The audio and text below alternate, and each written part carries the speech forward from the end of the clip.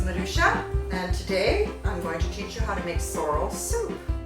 Yeah, well, we're outside in my little garden, and this is sorrel. This is what sorrel looks like, and sorrel just spreads. It spreads beautifully all over the place, but it's not a really menacing plant that it's going to grow where you can't control it. So I'm going to now pick these sorrel leaves like this. We're going to take them in and we're going to wash them, and we're going to use them to make the sorrel soup. Here we go. Now what I'm going to do is I'm going to just go through each one. We just brought these in from the garden, and I'm going to chop up most of the stem. You can leave some stem, and you want a pot full about this full of sorrel for one pot of soup. You want a fair amount of sorrel because you want the taste. It's a beautiful bitter taste. And then once we have cut this all up, we're going to wash it. Don't wash it with a sieve, but put water in, rinse it out, pull it out, and then get all the dirt out really well. So we're going to prepare this now. Yeah, sorrel soup, most people in Canada probably don't even eat. I think it's a real original European soup. My sister did tell me that it used to be called depression soup. And the reason being, I guess, because so much of it grows so quickly and so rapidly that you could probably go out twice a week and make sorrel soup. So this is a sorrel. We showed how we picked it out of my garden, and now I've washed it and it's ready to be cut up. But that will be used, put in the pot last. So all I'm going to do now is I'm going to chop up some bacon. You can chop up a little bit of bacon. Again, if you don't want to use bacon, some people don't, you can use just like a soup brine. Chicken stock you could use. It really doesn't matter because the sorrel is strong enough that it's going to take away every taste. But I like a little bit of bacon in my soup. So I'm going to chop up my bacon, and I'm going to chop up my onion, and I'm going to just simmer it on the pot, and then I'm going to throw it in here and cook it with the potato, and I'm using a couple of carrots. So for this size of pot, I'm using one potato. Usually I make a much bigger pot, then I would probably use two. I wouldn't use more than three. You don't want it to have a lot of potato taste, but you want to have some potato in it. So I'm going to busily now chop this up, get it ready, and then well, get that soup stock going. Okay, so now I'm going to turn my pan on, and I'm just going to simmer the bacon a little bit, get a little bit of that grease out, I guess. And I'm going to chop up my onion. You may have seen this before. I like to use this. It's a beautiful onion cutter. You just stick it in your onion, something like a, what were those combs that they used to call? Picks, hair picks we used to have. Well, it's something like a hair pick, but this holds the onion in place and helps you chop it. So then you can just chop it a little bit more.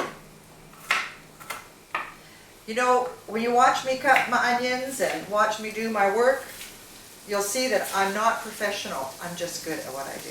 I'm just good at the soup I make. I'm just kidding, of course. Right? Okay, now I'm adding this to the bacon. Now we're just going to let that simmer for a short while. And just keep it stirred on about medium heat. Here we are. Whoops, all my onions are flying all over the place. Okay. And while that's simmering, we're going to peel the potato, and we're going to rinse it, and we're going to chop it up into fine little pieces. And same with the carrots. Yeah. All right. So at this point, I'm just getting the carrots ready to chop up as well. Okay, so everything is coming along here nicely on my pan. We'll just let it simmer for a few more minutes yet. I'm going to chop up my potato. I'm just going to chop it up into small pieces. Small cube-sized pieces.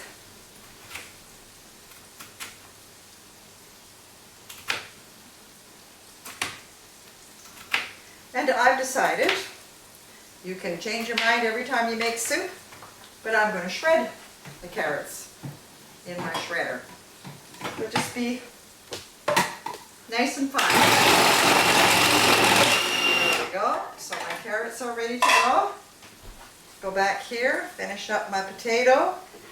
Again, you could add an extra potato, but I think for now this will be fine. And now we're going to add the potatoes to the water that is sitting there. I'm not a big salt user. I try to stay away from salt as much as possible, but I will add some sea salt to my soup, just a little. So we'll do that now. Add a little bit of sea salt. We don't want it all to come flying in at once.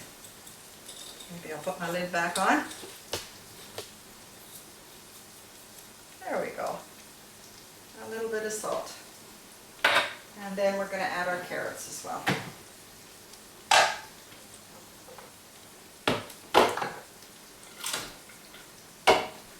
There we go. Alright, so now we're just going to cook this till it's for about maybe 15 minutes. The carrots and the potatoes, till they're pretty well done. We're going to add the bacon and the onions. And then at the very end, we're going to add the sorrel. Alright. Well, my soup is starting to cook nicely. My bacon and onions have been sauteed nicely. I'm just going to put the bacon and the onions in. And I'm going to let it keep cooking for about another 10 minutes. And then I'm going to add the sorrel. Okay. Alright, while the soup is cooking, I am now chopping up the sorrel leaves. I'll just chop them up, and we won't put them in until the soup is until the potatoes are quite done. Potatoes and the carrots. So just lay it down. Make sure there's no bugs, because they come out from the garden. Make sure that your leaves are clean. Okay, so then we'll put them in as soon as we're ready to add it to the soup. Okay, so now we're ready to put the sorrel. There's our soup. It's boiling nicely. I don't know if you can get that in there or not, but there you are. That's pretty well cooked and boiling nicely. Oh, I missed that. Now I'm going to add the sorrel. And as soon as I add the sorrel, it'll just not melt down, but it looks like it's melting down. The leaves just shrivel right up. So there we are. That's what it's beginning to look like. It's beginning to look a lot like Christmas. Well, not quite. It's beginning to look a lot more like a sorrel soup. Somebody was asking me if you could use spinach. No, spinach and sorrel are two absolutely different tastes. Spinach is wonderful, but it would not make sorrel soup. And sorrel soup is actually a borscht. It is like we have our red beet borscht. This is our green borscht. So, and I'm going to add some dill. Dill is always very welcome in a Ukrainian dish. So I've added some dill. Now what I'm going to do is let it cook, and then I'm going to add the last ingredient, which will be a little bit of flour mixed with an egg and a little bit of sour cream. So I'll get that ready, and then we'll put it in a few minutes. Now we're going to add the finishing touches. I'm going to break one egg.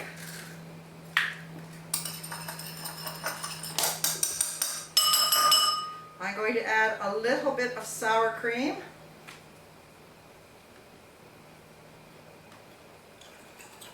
To that. You need lots of sour cream when you're cooking Ukrainian food, because we like sour cream. I guess we had cows at the farms, and anything that the farm produced, and sour cream being one of them. And then I'm just going to get another spoon and add a little bit of flour. About a teaspoon. Now you can try different flours. If you have an allergy to gluten, you can try gluten-free flour.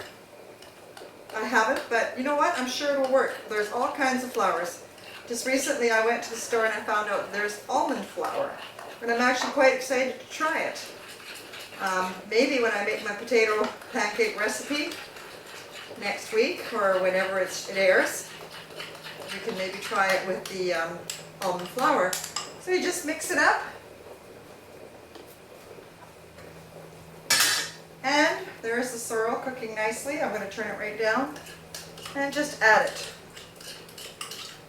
to the soup.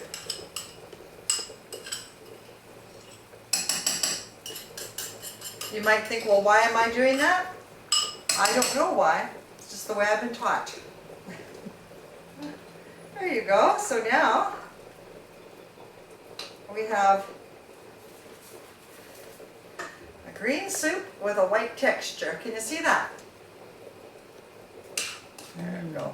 I hope you can see that well enough.